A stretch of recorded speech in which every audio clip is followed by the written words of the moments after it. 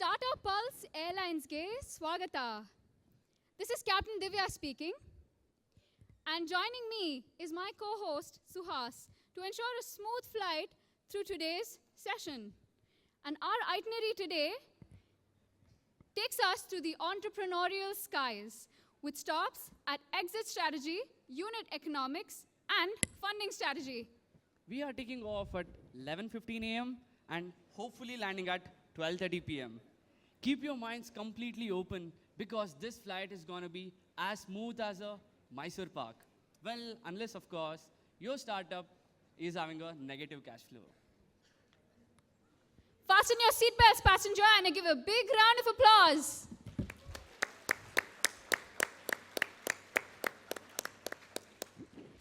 So let's hope today that there's no turbulence, unlike the GST filing deadlines we face. And before we take off, let's meet the person guiding our journey.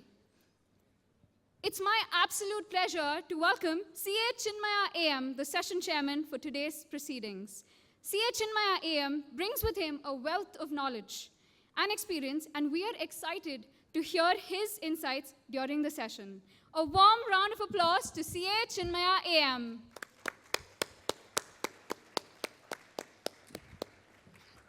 Along with CA Chinmaya sir, we have three talented paper presented.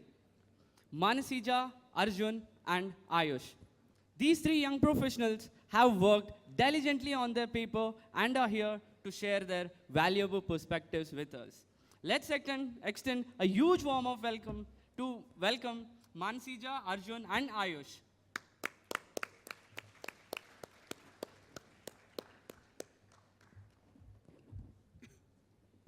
And they will be escorted by our Public Relations Officer, Sharanya.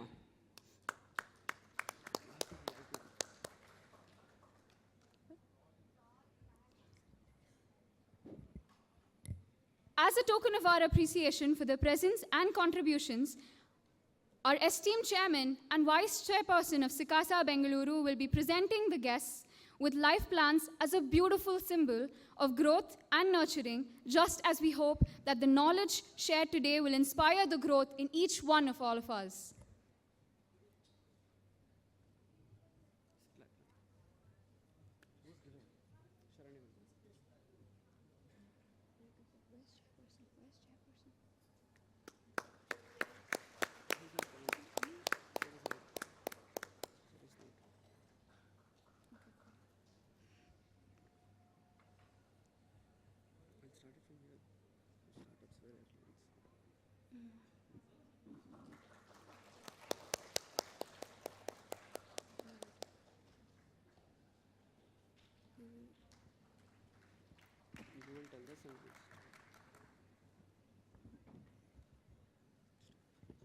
Give a big round of applause, audience. Once again, thank you to all our distinguished guests for being here. We wish you a very engaging and productive session ahead. If startups were airplanes, CA Chinmaya sir would be the Dhruva Nakshatra, guiding startups and investors alike with precision. He's a partner at Agraga, a boutique financial advisory firm. And by boutique, I mean the kind of place where startups and investors come for nothing less than a tailor-made financial solution. Think of it as a business class and fly Emirates. With expertise in transaction advisory, valuations, due diligence, and, of course, as a virtual CFO, sir is like the Udupi filter coffee. In finance, irreplaceable. And here's the thing, Divya. He's not just a chartered accountant. He's also a certified forensic auditor, a registered valuer, and a company secretary. Basically, if he were a startup, his tagline would be, why settle for an idli or a dosa if you can have a full South Indian meal?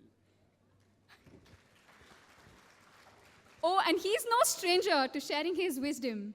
From speaking at professional forums like ICAI, ICSI, and to curating valuation courses and founding organizations like Bangalore Valuers Organization, he's the go-to person for startups and investors alike.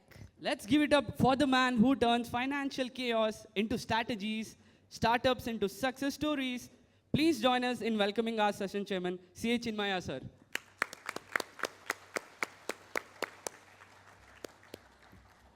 Over to you, CA Chinmaya, sir.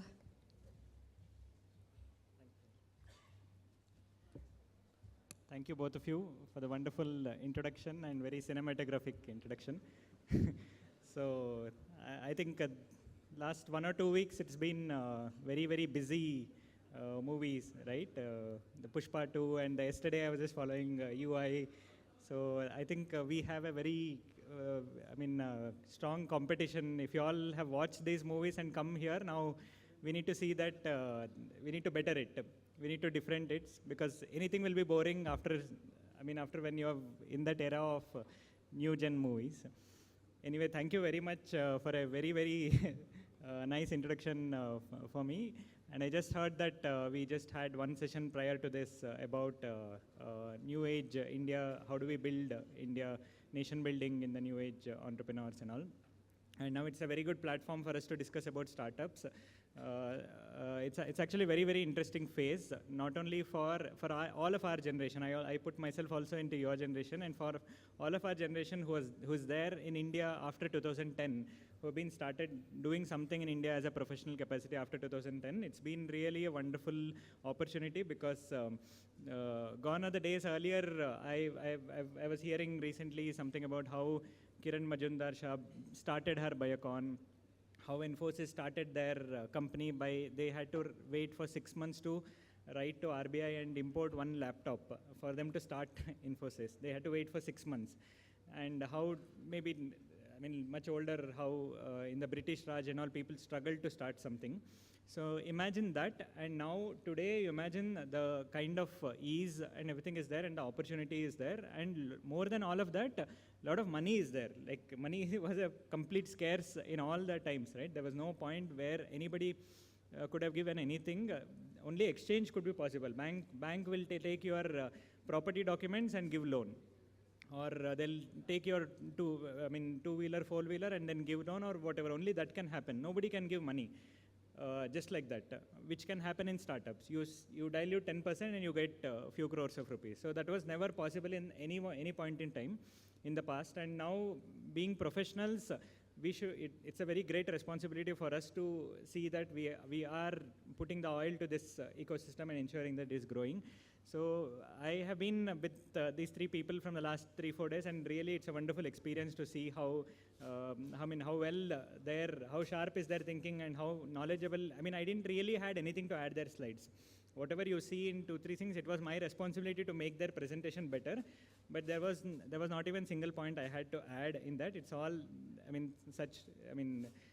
rich research was already gone by. Even I am very excited, like you, to hear everybody. Let's see how we all take you to the startup world and try to give you few new things which you had not known, or few different complexion to what you already known. So we will have about 10 to 12 minutes, or max, if at all they extend to 15 minutes each person. And then maybe about 2-3 minutes after they all speak, maybe 2-3 minutes to sum up. Or if you have any questions, anything to be discussed about it, we can all talk. Okay. Thank you very much. Looking forward. So the first person would be Manasija, who would be starting the session with now. Where? So we'll also introduce the speakers, sir. We'll do the intros? Yeah. I'm taking it. Thank you, sir.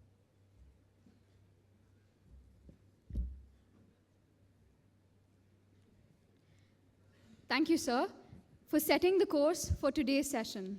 Now, passengers, we have arrived at our first stop, Startup Exit Strategies, IPOs, Mergers and Acquisitions. Suhas, care to explain why exits are so important? Of course, startups dreams for exit, just the same reason we dream of weekends. Freedom, profits, and even a little bit of fame. Mergers are the SUVs, IPOs are the dream yachts, and acquisition, they are the Teslas. Flashy, fast, and in demand. To help us grasp this, we have Manasija K, a CA finalist from Hyderabad, currently pursuing her articleship at Nemesis and Associate. She completed her BCom from Osmania University. During her articleship, Manasija had the honor of serving as the vice chairperson of Hyderabad Sikasa 22-23 and played a key role in hosting the international conference. She is also deeply passionate about volunteering, and outside of her work, she enjoys reading non-fiction, solving puzzles, and connecting with new people. Over to you, Manasija. Give a big round of applause, everybody, to Manasija. Thank you. Is on? Cool. That was quite an introduction for someone. Well, like the introduction stated, this is my first time to Bangalore. So I did what every other person does when they come to Bangalore for the very first time. Book an Ola and go to the Rameshwaram cafe. And the food was yum, guys, seriously. But this is quite different for a person like me because I'm someone who sits on the bed listening to BB's class while ordering on Zomato. Cool. Okay, I don't get these things. See, now I stated all those companies and all those, right?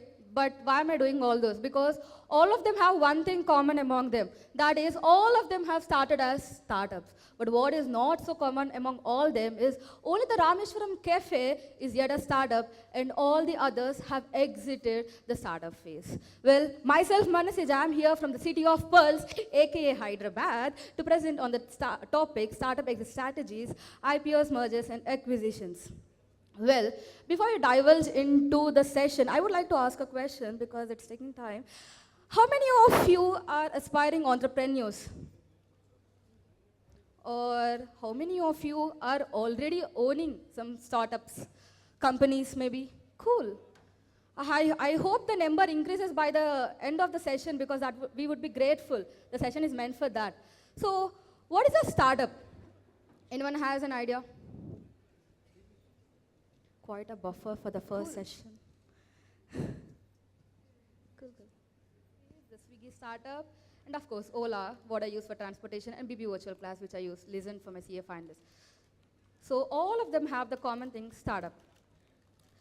And my topic, of course. And in this session, I am going to lead you through what is a startup, what is a startup exit, and the importance of it, and of course the most happening startup exit strategies. While being IPOs, mergers and acquisitions, of course, the role of chartered accountants and all this phase. Well, like I asked the question, what is a startup? A startup refers to a newly established business in its early developmental stages known for its high growth potential with new innovative ideas. Well, basically, these startups are founded by entrepreneurs to solve a basic need of the society. While solving them, they resort to new and innovative methods using better goods and services. Well, these startups are not exactly restricted by any geographical barriers too. Well, what is a startup exit then? You can see a man is living with a cash. Well, that is good, right? So much cash and briefcase. Well, startup exit refers to the very process by which founders, investors sell their acquisitions through sell their shares and the investments in the company through acquisitions, mergers, buyouts, and of course IPOs and many more other options available. Well, why do you think a startup exit is important? Well, anything. Why is an exit important? We all know the very story of Abhimanyu, how he knows how to enter the Vyuham, but he doesn't know how to exit. There lies the importance of exit strategy, because we are supposed to know how to exit and the available options. Because the startup exit strategy is the primary way through which the investors realize their returns on the investment they have made, the risk they have suffered by being with the company from its birth to its growth. They mark the financial reward for taking up the risk and being through the company. Well, इसलिए मैं तो बोलती हूँ जाना important नहीं है, सही रास्ते में भी जाना important है. Well, the three strategies that we are going to discuss are IPOs, mergers, and of course acquisitions. The first and the foremost, IPO. Well, and another question again. How many of you have applied for an IPO? Okay, the hands will reduce. How many have been allotted? Oh, cool, that's quite a number. Well, do you know that a recent study states that highest number of allotments happen in Maharashtra, Rajasthan, Gujarat, and UP? Well, that happened very recently, but I hope we change to that.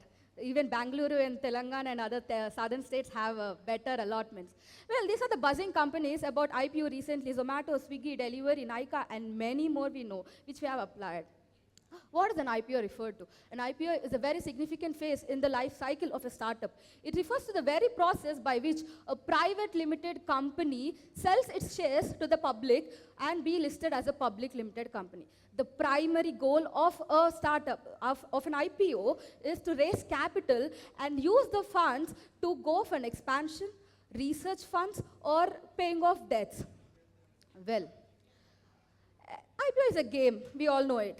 And every game has its pros and cons, right? The pros of IPO are access to capital. They have huge funds for their disposal, while also they get a public profile.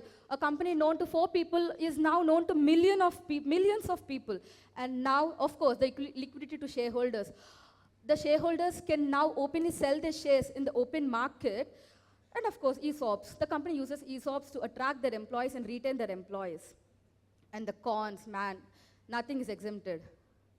Cost and complexity. You know the tedious process the company has to undergo to enlist itself as an IPO, the hefty amounts they have to pay to the regulatory authorities like SEBI, the hefty amounts they have to pay to the professionals like us to get consulted with. We charge a huge fees, right? We all accept that, huge fees we charge them. And the market pressure. Do you all remember a situation where there was this football player, Cristiano Ronaldo, moved his Pepsi Coca-Cola bottle to a side, and boom, I mean, the market value fell down by $4 billion the next day. This cites a very important situation where everything matters. I mean, the fate and the future of a public company is in the hands of public and every minute detail. And of course, loss of control, you know. The shareholders will not be the only say, will not have the only say in the decision making and the financial strategy making. Well, we have looked into the pros and cons. What might be an ideal situation where a company should go for a IPO? Consistent growth and profitability. When a company is large and has consistent growth, it can prefer an IPO. Also, it requires a capital to fund its developmental and expansion strategies. It will go for an IPO. And of course, it should be ready to undergo additional scrutiny and regulatory requirements because, man, these days no authority is leaving you. A small company and big company, income tax to every other department is behind your backs. Well, secondly, we have merger. You see a picture of a marriage, right? Why a picture of marriage? I would say merger is more like a marriage where 2 entities or 2 people come together and go hand in hand, who have an equal say in the daily decisions and the financial strategy making. Technically speaking, a merger is a situation where 2 companies combine and form a new company while retaining their own identity. Well, I can cite also 2 recent merger strategies where Disney Hotstar is merging its hands with Reliance, and of course the most famous Vodafone and Idea. We all know that.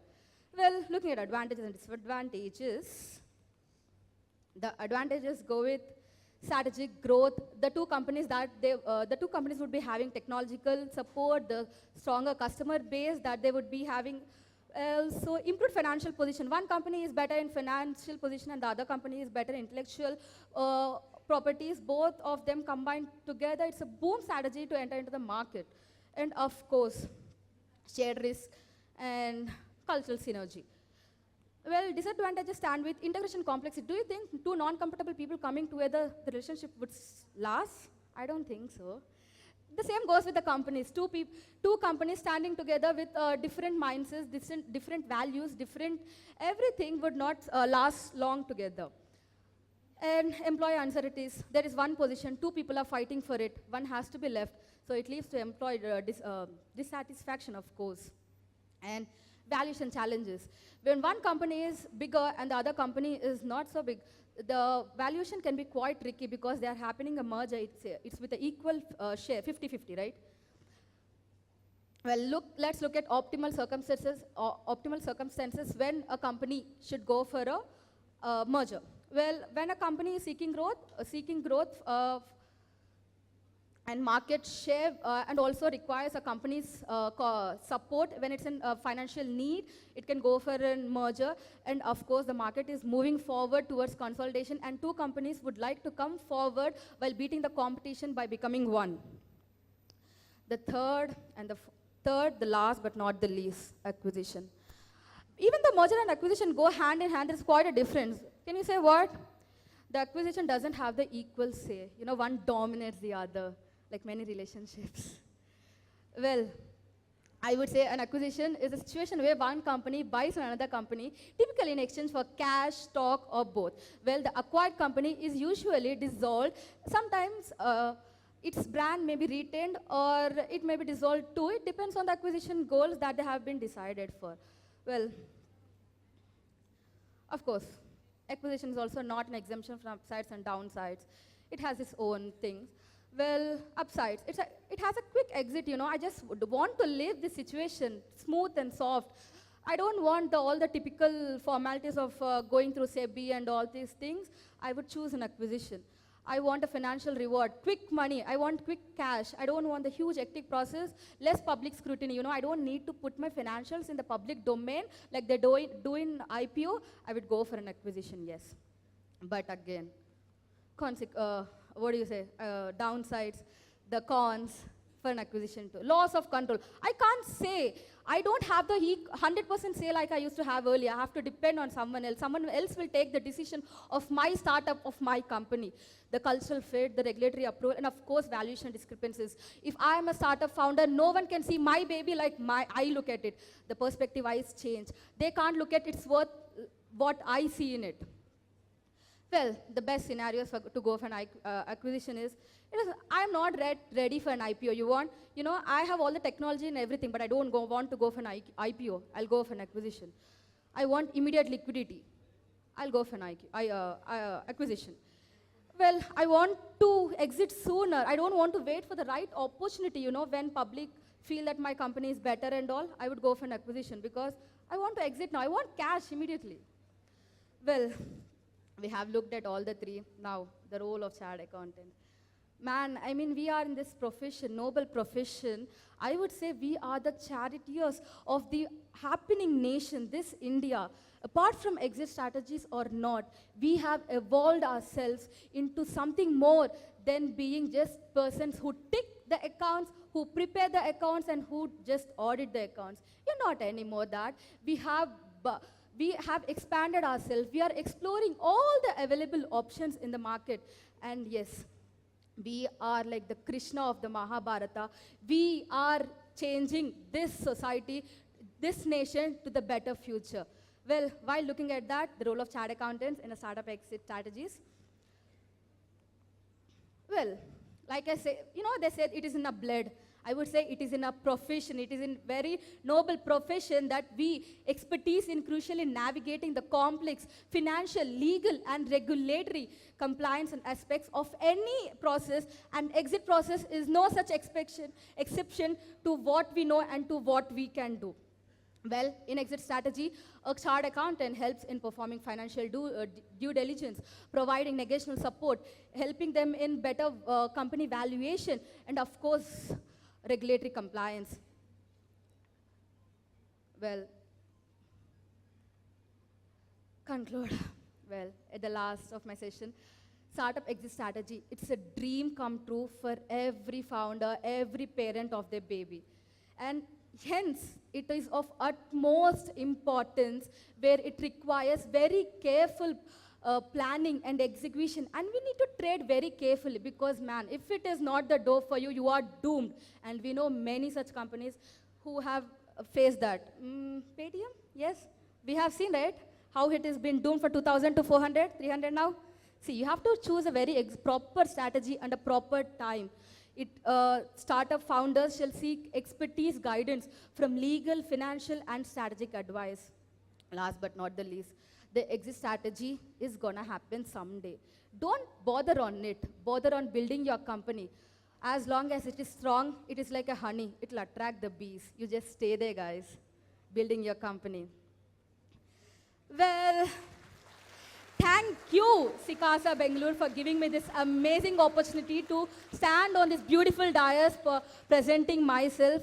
Thank you, Session Chairman, sir, for guiding me throughout. And of course, thank you to the amazing audience for being engaged and entertaining throughout my session.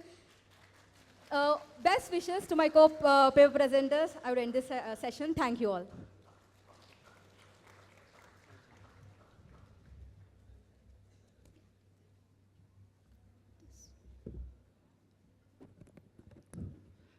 Thank you, Manasija. And now we are approaching to our second stop, Mastering Unit Economics. Divya, tell me what's the magic behind making 10 rupees chai feel like it's worth 200? Simple. Call it artisanal, add organic ginger, and serve it in a biodegradable cup. But seriously, unit economics is where startups separate dreams from reality. It's about answering the big question. Are we making profits or are we burning investor cash like crackers during Deepavali? And to better understand this, we are here to introduce a speaker from Chennai branch of Sikasa. Currently pursuing his articleship with PwC Chennai, he's passionate about climate change, ESG, and social justice. Please welcome Arjun Sriram, who will present on Mastering Unit Economics for Profitability in Startups, a data-driven approach.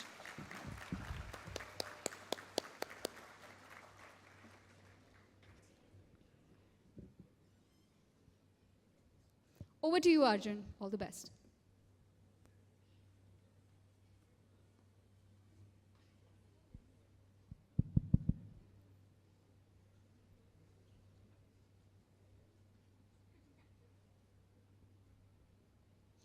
Namaskara Bengaluru. Can I get a round of applause for Manasija? That was a wonderful introduction into startups, the acquisitions, the exits. She gave us a macro view of the environment. And guys, before I start, a little bit about myself. Nenna hesaru Arjun Sriram. Nenu Chennai branch of Sikasa ide vadadanu. And firstly, I'd like to thank Sikasa Bengaluru for this amazing opportunity. Shripad sir, led by John, who's been putting up with me since day one. Thank you, everyone. Thank you, all of you. Thank you so much. A huge round of applause. Thank you. So this is a bit intimidating for me, speaking in front of a huge audience, even though I have only 10 minutes. It may seem like a short while, but there are like 600 of you. That's like what, 120 hours in man hours, which is like a 3 weeks of work time. Or 1 week if you're in a big four. So guys, put up with my pathetic sense of humor for the next 10 minutes and you'll see what value I have to add today. So let's get started. I'll start with a story. United States of America, 1996, you're in one of the high-rise buildings as a venture capitalist. You're looking for opportunities as technology is booming. Opportunities are on the rise. And a man comes to you and he says, I have the way for the future. Why do you want to go to grocery stores and buy groceries, spend 2 hours every week, waste your time at brick and mortar stores, when you could just go to your computer, order it, and it will come to your house within 30 minutes. Yeah, guys, this was 10, 20 years before Swiggy, Zomato, or Zepto was even conceptualized. And venture capitalists thought this was an amazing idea. And they gave this man $400 million in funding. $400 million. And this man with this $400 million of funding across 9 cities of the United States, he set up plants, he set up not manufacturing facilities, distribution centers, bought up vehicles, set up an amazing network. And with this $400 million of capital, he started the business. And within 3 months, ladies and gentlemen, within 3 months, he generated $500,000 of revenue. And that is what I'm here to talk about today, unit economics. Often I don't know how many of you have spoken to startup founders over here. Anybody? Wow, none of you. Okay. So, considering this is a city this is very known for its startups. So, startups are very idealistic.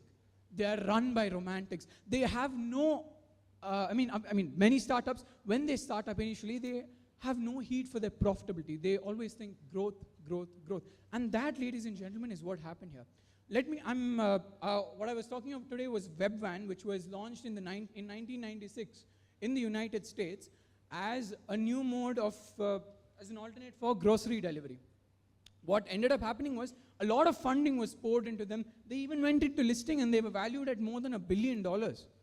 But the customers were placing low value orders.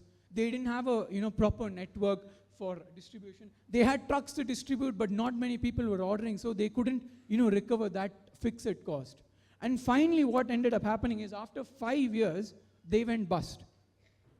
They declared bankruptcy, and right before they declared bankruptcy, they even asked for more funding, but everyone knew there was no perspective. So what went wrong here?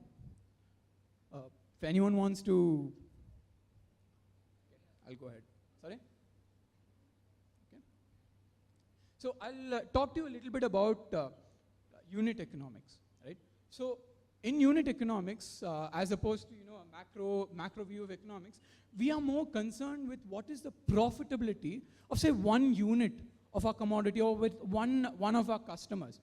And based on that, you sort of extrapolate that information to a wider audience, right? You see, saying, say you're going to manufacture a center fresh, right? And say you're going to manufacture one center fresh. And for that, you have to set up a factory. You have to, have distribution centers, everything. I mean, that's not how you look at the unit aspect of it. If you're going to manufacture 1 million or 10 million, that is when you can analyze what is the profitability of one unit. Based on that, you decide whether you can actually scale this business, whether it has potential or not. And we cover 2 key concepts in unit economics, which is customer lifetime value, CLV, and customer acquisition cost. So ideally, economics professors have theorized that customer lifetime value, which is basically the present value of all the cash flows that you'll be getting from one single customer, should be 3 times that of the acquisition cost of that particular customer, which is the amount of money that you will incur, that goes out of your pocket in acquiring that customer, be it your marketing costs, all the other costs that pour into that. Now, ladies and gentlemen, what went wrong with Webvan? Right? What went wrong is they didn't implement unit economics. They saw this idea as an idea, and they saw it in a very idealistic manner. What they should have done ideally is adopted a data-driven approach, and that is one of the key concepts that I'm going to talk about today. A data-driven approach, that is the suffix of my topic. Data analytics is extremely pertinent to this day and age. It's way more, it's prevalent way more than we even realize, right? I don't know if you guys have the same experience. Say you open your Uber app at 9:30 a.m. in the morning, right? And then you click on the destination button. What is the first suggestion that you see? Anyone? Sorry? Yeah, choose a location. It'll pop up a list of recommendations, correct? And what would that recommendation be? Office, correct? Because it knows, based on history, based on your past data, that at 9:30 a.m. on Monday morning, this guy will go to office. So let me put the first suggestion as office. That's how pertinent, we don't even realize, right? So these are few of the key pillars, at least in my opinion, of data analytics. Establishing metrics and key profit indicators. So let us take another story of a startup that was incorporated in the heart of India, in Bengaluru.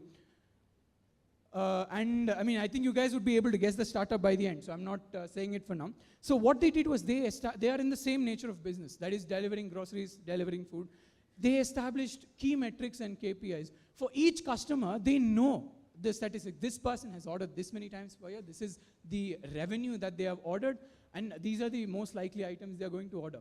Segmenting customers based on where you stay, based on your frequency of purchases.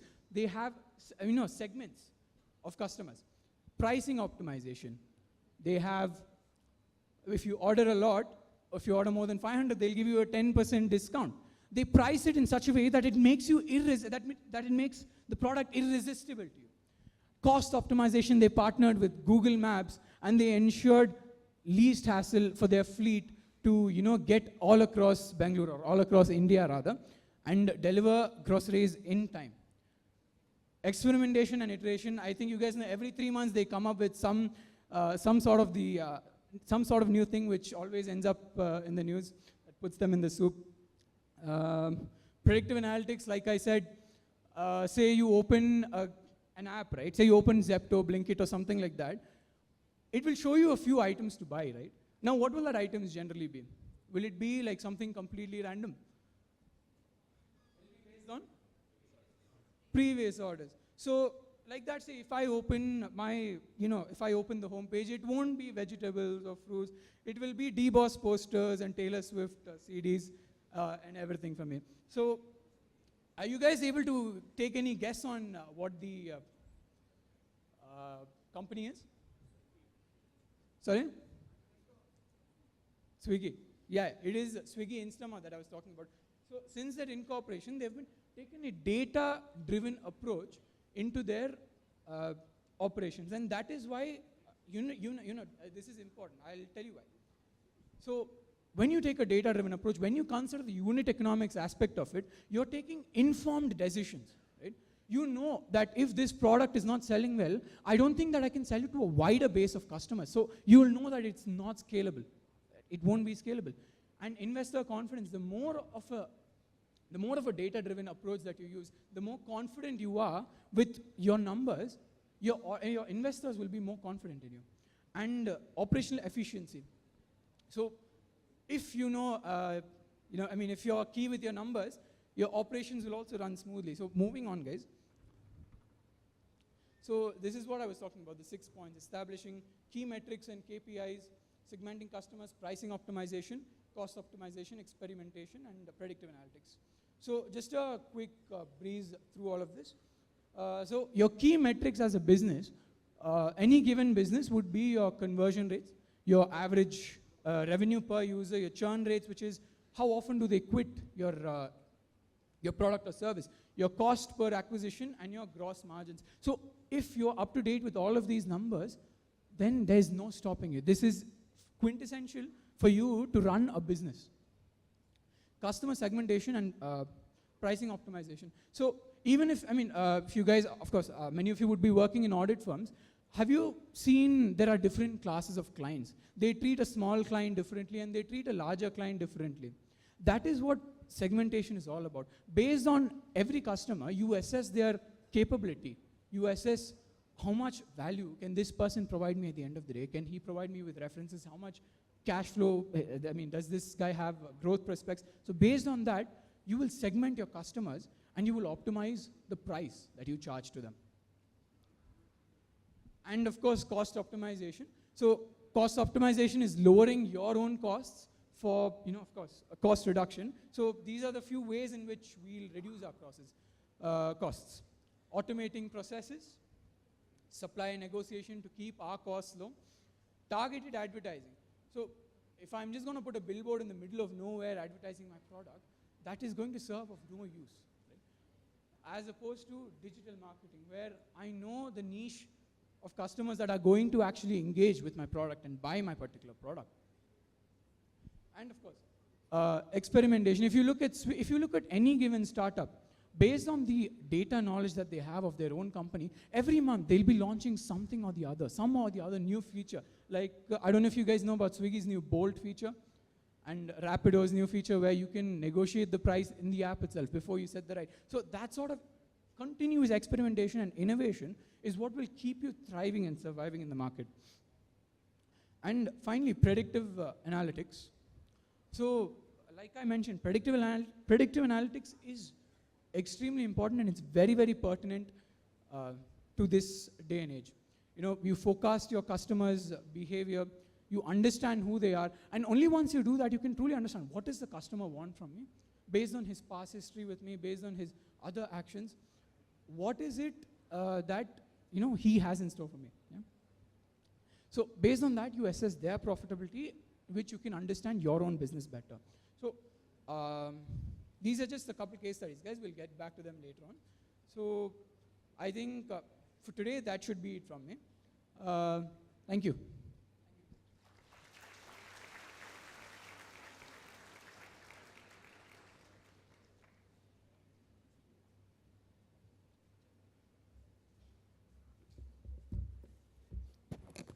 Thank you, Arjun. And finally, we arrive at our last stop. Navigating funding stages, from seed capital to series funding. Divya, how would you explain this journey to our aspiring startup advisors? Funding stages are like masala dosa. Seed capital is like the potato filling. It's the base. Series A is the crispy dosa. It's visible to everyone. Series B, that's the chutney. It makes everything come together. And Series C, it's the sambar. You can't stop at just one dip. Well said. And if you get to Series D or Series E, you're basically the MTR of startups, legendary and trusted. But as future CAs, we are the ones ensuring these startups stay accountable every step of the way.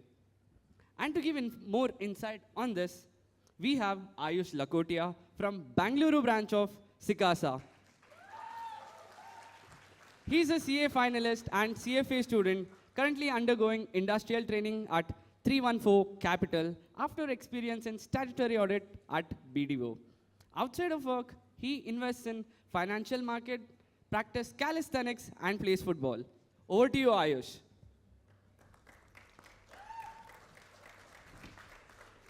Check. Am I audible? Perfect. Ellargu namaskara. Can you? Perfect. How many of you want to be rich? Let's start with that side. Make some noise. Now this. What about that? Yes. So I'm going to tell you all about how startups become legendary. And for that, they need to get funding. So let me tell you a little bit about this Indian startup ecosystem. Bangalore is at the very heart of it. It's the Silicon Valley of India. Bangalore has more startups than there are cities in India. Bangalore has 117 unicorns till date as per Traction. What is a unicorn? A unicorn is a startup which has a valuation of more than $1 billion. That is 8,500 crores. What is a startup though? Not every company that starts a business in the 21st century can qualify as a startup. In my opinion, a startup should have 3 factors. 1, it should have a technological element to it. 2, it should make an inordinate impact. And 3, it should do it at an accelerated pace. Only then can you identify yourself as a startup. In this 117 unicorns, 6 of them were added in 2024, starting from Krutrim, Perfios, Porter, Rapido, Aether Energy, and Moneyview. Does anyone know what is common in all of these 6 startups, besides the fact that they're unicorns? They're all headquartered in Nammavuru, Bengaluru. $16.1 billion has been raised by venture capital firms and private equity players until today, in 2024. What is venture capital? What the hell is venture capital? Let me tell you a little bit about venture capital. Being employed in one, I work in a venture capital firm called 314 Capital. So venture capital firms are category 1 AIFs, that is alternate investment funds, which pool in money from limited partners and invest capital into startups. They invest risky capital for equity. Let me differentiate this from the previous rounds. Back in the day, banks would not lend a startup which has no cash flows, but today, venture capital firms do. They drive innovation and they help scale operations. A couple of popular examples include Peak 15 Partners, also known as Sequoia Capital, 314 Capital, Axel, Chirate Ventures. We had Meenakshi Sundaram sir yesterday, who's the founder of Chirate Ventures. Venture capital firms don't just give you capital, they give you guidance and credibility to your firm. Although a couple of challenges include that they dilute the founder's stake in the firm and they also have very high expectations. This mistake is made by a couple of founders. Instead of focusing on building a business, they're focusing on how can we attract VC money. Starting in the first round of seed capital, this is when the business may just be an idea on a napkin. Despite that, you may get funding. This is where venture capital firms give you money to validate ideas and test market fit. Although this is very, very risky, the reason being you have an unproven business model. A couple of sources include the likes of Zerodha and Zoho, who have bootstrapped, who use their own funds to do this. We have angel investors, the likes of Kunal Shah from Cred, Rajan Anandan, the MD of Peak 15 Partners, and Tanmay Bhatt, who invest as angels, as individuals, into startups. We have venture capital firms who have backed who have backed Zomato and Licious and the likes. We also have accelerators. Has anybody heard of Zepto? Everyone has, right? So Zepto went through the Y Combinator route in 2020, and that's where, and look where Zepto is today. We also have government schemes, such as Fund of Funds and MSME grants to give you some capital to begin with. A couple of challenges, though, include that only metro cities get access to this kind of funding. Also, there are very, very high failure rates. There's something called the Pareto principle, where 1 in 5 startups, despite getting funding, go on to become big. 4 of them usually fail. And there is a preference amongst venture capital firms for experienced founders. Although, if you're a founder, how many of y'all want to be entrepreneurs here? A lot of y'all, right? So, one skill which all of you should master is storytelling. Venture capital firms love storytelling. And if you're a good storyteller, you probably will get a cash. I mean, you will get a check. Opportunities in this particular domain include the rise of angel networks in tier 2 and tier 3 cities, and focus on innovative sectors such as agri-tech, climate tech, etc. And some venture capital firms have made enormous money by just backing a company which has gone on to list in the public markets. I'll give you an example. Elevation Capital put in about 15 to 20 CR into Swiggy, and that 20 CR is worth 300 or 400 CR today. It returned their entire fund. After seed comes Series A. This is usually the second round raised by founders. And here, founders raise money to scale operations, hire talent, and establish a market presence. A key preference amongst venture capital firms is that if they have a proven product market fit, customer traction, and a clear revenue model. A couple of famous firms, again, who provide you this kind of Series A money are venture capital firms, the likes which are displayed on the screen.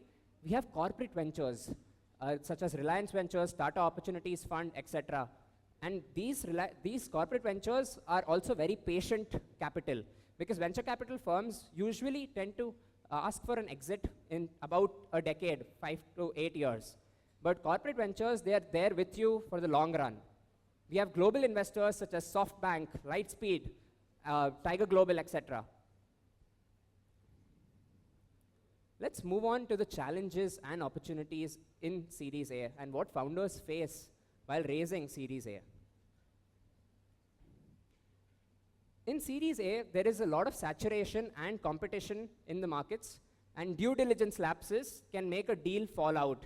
A couple of y'all might have worked in financial due diligence, and you may know that a couple of points can make a deal fall off. It's difficult. It's key to balance growth with financial discipline. We had the previous speaker tell us about unit economics and how important it is. Opportunities in this domain include the rise of funds who are sector specific. They help in regional startups, and there is an increased interest in deep tech and AI ventures. How can one not talk about AI in this day and age? After Series A comes Series B and beyond. Here, venture firms / private equity players typically aim to give money to those who are focusing on market consolidation and refining their business models. They are also focusing on geographical expansion. We have the likes of Yulu. How many of y'all have ridden a Yulu? Make some noise. Yulu raised their Series B in 2024 in February. After Series B comes Series C, D, and the likes. This is for mature startups aiming for global expansion, acquisitions, or pre-IPO. A famous example is Byju's. Despite getting all the way there, it failed because, again, unit economics were abysmal. A couple of companies who have raised Series C, D, and E in 2024 include Lenskart, Zepto, etc. A couple of key trends which one should be mindful of is how strategic partnerships are being formed. Yulu, Bajaj put in money into Yulu to extend their EV line and a focus on profitability. Us chartered accountants are exactly where we should be in startups which are raising Series C, D, and beyond, because we get in the expertise to actually focus on unit economics and improve their bottom line, because not everything is about just revenue. Challenges, again, in this sector include valuation pressures. Let me break that down for you. So if investors who come in Series A, say came in at a $10 million valuation, and if you're raising a Series B at anything below 10 million, the people who came in in Series A will be mad at you, because their portion is getting diluted to almost nothing. In this particular Series C and beyond, there is an increased focus on profitability over growth. Market saturation is another key challenge. And the biggest of all, for fintech firms especially, regulatory hurdles. Does anybody know what happened to Navi a couple of months ago when RBI came cracking on them? So we also have to be cognizant of regulatory hurdles. Opportunities are endless here. You can collaborate with industry leaders. Global expansion, the world is at our feet. Vertical and horizontal integration is also something that startups can be mindful of. After venture capital comes the big players, private equity, IPOs, and emerging alternate funding models. Private equity players usually tend to take control of the entire company for a very sizable check, and they control the company.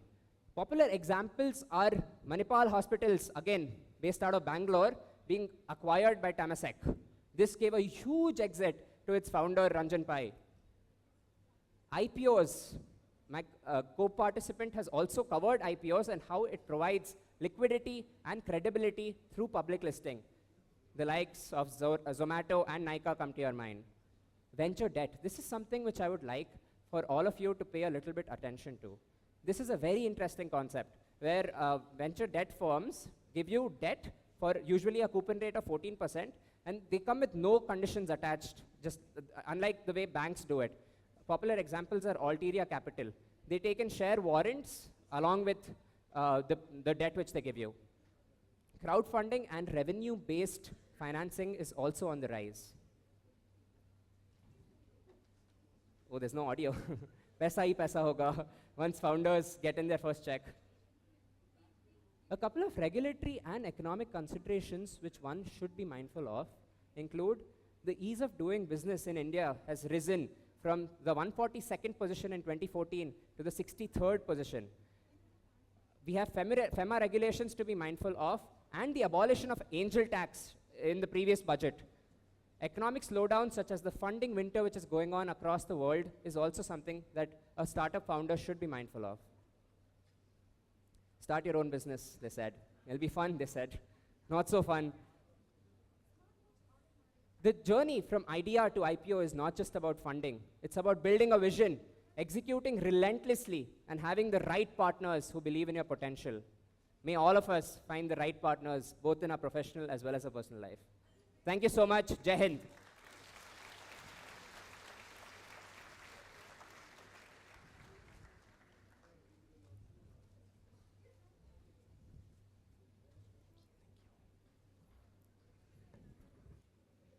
Thank you, Ayush. And remember, startups may run on caffeine, but their success depends on the brilliance of people like us, future CAs.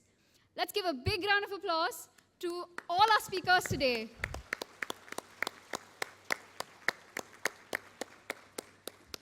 Thank you. We now request our session chairman, CA Chinmaya sir, to share his insights on today's paper presenters. Over to you, sir.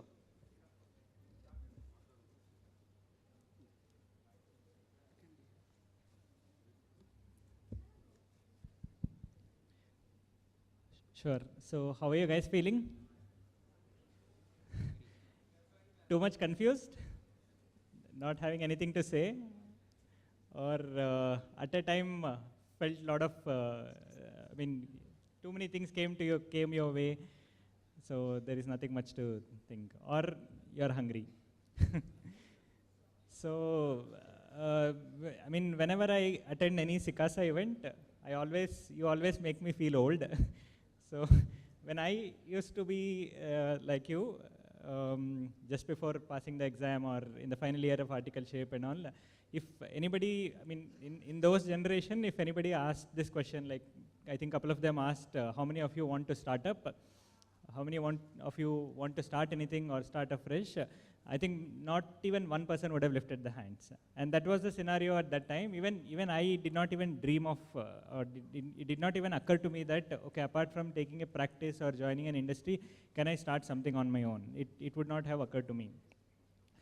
So that is the stage, like I was saying in my intro also, that is the phase we are, that is the change which has happened, not just in the world, especially in India, where in that generation, which is not too far away, even 15 years ago, we used to all take from the West. First it should happen in the West and then we should do it. So now there are n number of examples which is happening. You all know I don't even want to talk about digitization, UPI and all of that. And some of the even startups, even for example, quick commerce, which is 10-minute delivery or something, it is not something which is successful even in the West or in the Europe or in any Southeast Asian markets also. In India only it is being successful. I don't know if you have observed this fact, only in India it has been successful, the 10 minutes delivery thing. And seemingly, when it came, it seemed like it may not be of huge success, but it seems like it's becoming very natural that it can only become better. So I think this is where we are. We need to being CAs, we will be the best people to utilize any of these opportunities. If the country is doing good, we can thrive. If the country is not doing good also, we can thrive. A lot of M&A should happen, a lot of synergetic things happen, and CS is required for anything for sure. So I'll touch upon some of the things what in my view, being there in the startup phase for about 16, 17 years, what I can think of, what could be the possibilities for all of you to be having your eyes open. Okay, before that, I'll take 1 minute in summarizing one takeaway what you must take, apart from whatever you saw in the slides. I felt one of the takeaways in each person would be, in Manasija's thing, the connect with the historical characters of Bharat, which is she touched upon Abhimanyu and Krishna, and at the very exact right, I can't get a better narrative to explain why exit is very important. You need to know how do you exit, and Abhimanyu failed in that. So the connect with our natural ancestors, our history is very important, whatever you're doing. And if I were to say this 15 years ago, people would have laughed at me, but today you know that it is the given, everybody understands it. In Ayush, I really like the way of narration of the story and then reveal the name in the end. So it keeps us excited, it keeps us guessing. And even I and Arjun were trying to guess what he is talking about. So that's the best part of his presentation. I think we should have that. Sorry, Ayush. In Ayush narration, I was saying he used that web van and all of that. It was really good. And in Ayush session, you are Ayush. Oh, okay. I think it is placed in the. Okay, there is a lot of mess. Okay, the third speaker. So the third speaker was basically the data, and given that he has spent a lot of time in the investment banking space, the insights, the data and all, I didn't seem it too any different from my office discussion to here. In all the other sessions, I could make out that, in practice there is little different, but in the third speaker session, I could not even make out any difference than what I'm speaking in the office and what I'm hearing here. So these are the few insights I think what you should take. And quickly coming back to in the understanding, keep these three things in mind. And in this understanding, what you can do in I mean, just about now or just after clearing the exam, few things are very, very important which is missing, which I feel. One very quick and easy way is, I don't think our profession has grown up to match the speed of how startup environment have grown, in the sense of how do we handle the transactions. For example, a fundraise. When a fundraise happen, earlier the days, Companies Act, one form file, one resolution pass, that was easy, you can do it. But now there are multiple compliances should be there. FEMA has some compliance, income tax has some compliance, accounting compliance, Companies Act compliance, stamp duty, so many things are there, and everything keeps changing every year.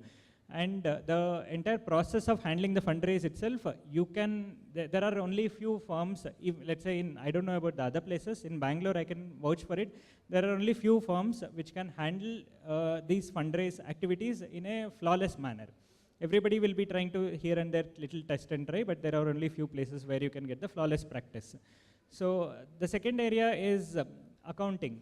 All of us have been doing accounting, auditing and everything from ages, but there is a very big vacuum where if you say that I would give a flawless accounting practice, there is SAPs of the world, there is Oracles of the world on one end, and there is proprietary tools on the other end. Some of the firms can afford proprietary tools, only large companies can afford SAPs of the world. But what about the whole lot of lakhs of companies and tens of thousands of startups who do not have anything beyond Tally and Zoho?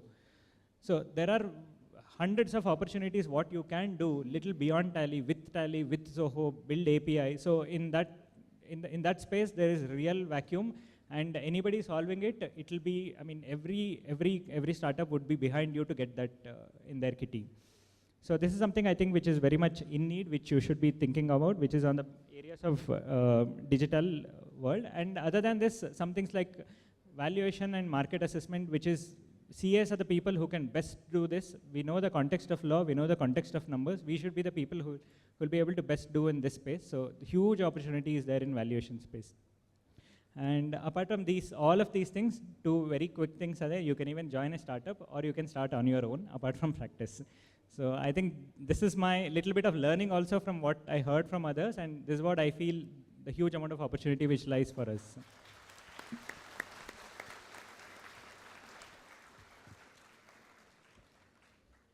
Thank you, Chinmaya sir, for your valuable invites. I now call upon the Chairman Sikasa Bengaluru, C.S. Sripath sir, for a token of gratitude.